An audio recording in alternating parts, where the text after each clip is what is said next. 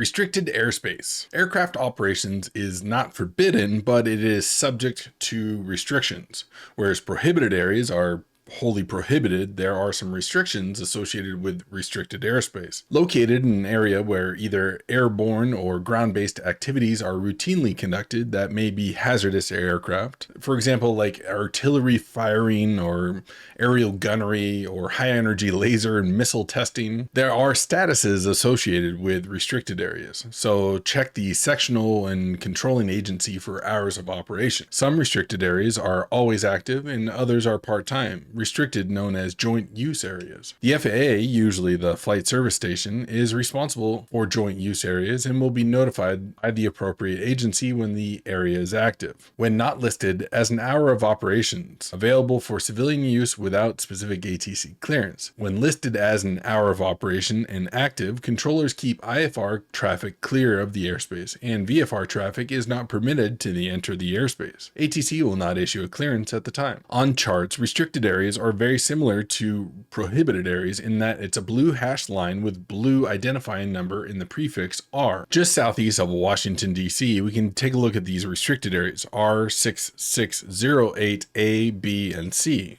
For more information about those restricted areas, we can actually go check out the controlling agencies. Over on the side, we can zoom in and 6608 A, B, and C. We know that this particular restricted area goes up to 10,000 feet from 5 a.m. to 2400. So from midnight to 5 a.m. It would be the only time that it's not active. Potomac Tracon is who we would contact, and here's two frequencies, specifically 124.65 or the military frequency of 306.925. So we can contact Potomac Tracon and ask if R6608 A, B, or C is active. So on the edge of the charts is where you're going to find all the information about those restricted areas and whether or not they're active, and the time of use, the controlling agency, and the frequencies to contact the controlling agencies.